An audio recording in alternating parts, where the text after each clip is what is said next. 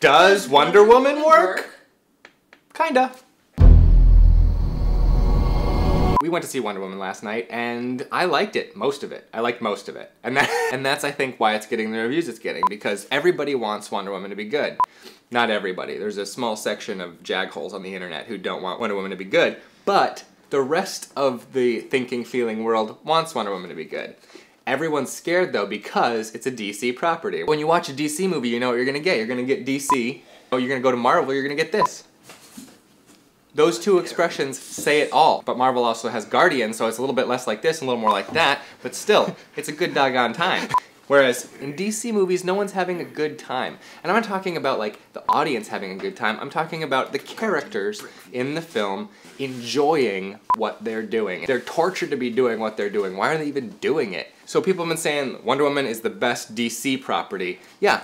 Absolutely, but that bar is so low. Like, think about Man of Steel. We're gonna watch Man of Steel now. Starting Man of Steel, whoa, dropped right away. Oh no, this tornado thing is awful. And then you get into all of the it's just destruction. You can't even rate it. I didn't even go to Batman versus Superman, but I listened to Kevin Smith's entire review of it. He's in like one of those abusive relationships with DC where he just loves DC so much, he'll forgive it anything. He had the hardest time defending Batman versus Superman. As flimsy as the reason they start fighting is, the reason they stop fighting is the flimsiest reason on the planet. You will facepalm when it happens, yeah. I promise you. Suicide Squad, the whole world wanted Suicide Squad to be awesome. Suicide Squad started out really strong. It felt like a comic book, everything. Here, we're watching...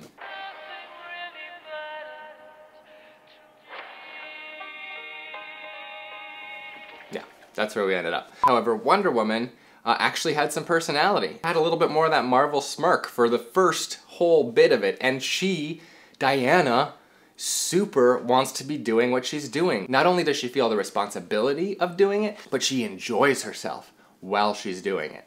And that makes all the difference in the world. Until the end, okay? Like, no spoilers, but like, we had a solid 4-star movie, 4 out of 5, going the entire time. There's a lot of humor, a lot of interesting character in between Chris Pine and Gal Gadot. They have good chemistry and no one's being overly serious. They're reacting to things as people would react to them. And then, oh, what's this? We're almost through the movie. DC is pulling it off. Oh, what's going on here? Oh no. DC pulling out a bunch of things out of their hat. You're like, okay, look, I've seen that, I've seen all of this, and you're doing it in the most cliche way possible, and it's all over the top, and now we're getting back to this guy again. And all of a sudden, this fun, smirky movie turned back into this guy, and the only person who feels like that all the time are 12 to 15-year-olds, all right? Then you start to kind of, the hormones readjust.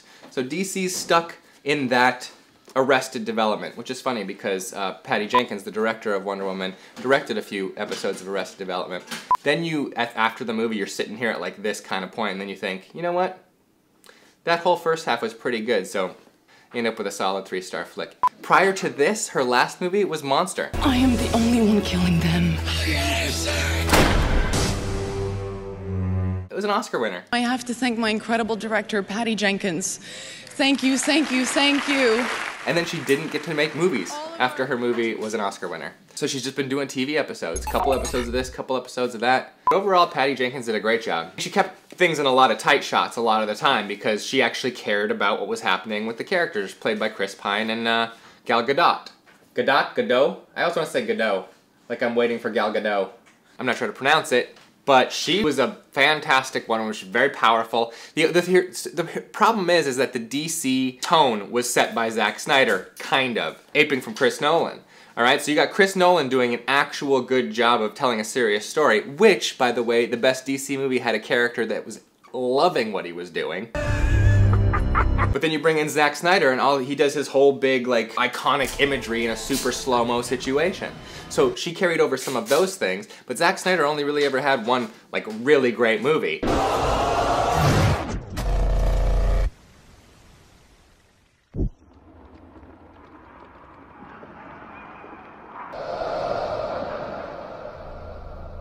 Ever since then, and since that was so successful, he's been able to have too much control over the script, which he does not have a skill for. He's got a very nice eye for music video, commercial, like a Michael Bay kind of thing, you know, very visual, very poppy, iconic imagery, beautifully framed. That his slow-mo thing is beautiful. It looks beautiful. It does not do a ton for the service of storytelling. Whole slow-mo deal is represented a lot in Wonder Woman. However, they're using it really weird because when I think of the way that Snyder uses it in the other movies, it looks like a comic book panel, like a splash page, you know? But a lot of the slow-mo, other than it was used to great effect, and Patty Jenkins' sequencing for getting the first full look at Wonder Woman in this movie, even though we saw her in full in the that other movie that I saw her in the trailer, I didn't see the movie. That was great. The first full Wonder Woman reveal was fantastic. But then she's like slow-mo walking across this for like, she has a huge distance to cover. So I was really relieved when she started running. But they actually ended up using the slow-mo in Wonder Woman in a very different way. I've heard some people calling it no-mo or slow-no.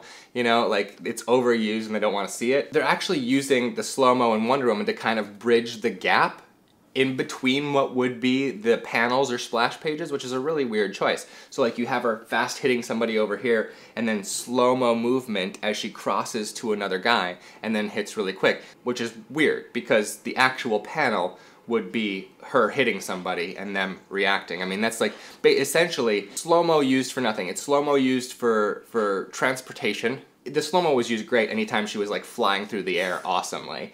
But other than that, she's crossing the floor to this in super slow motion, and you don't need that because it's in between the points of action that you want to see. It's like, okay, I'm gonna crack an egg. Which would you rather see? This?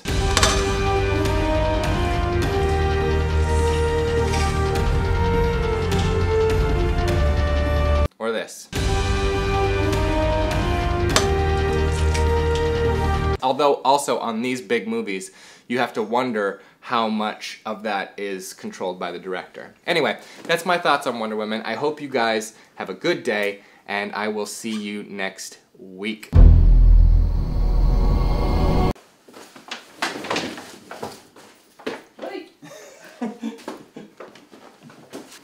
Everyone I love is running from me.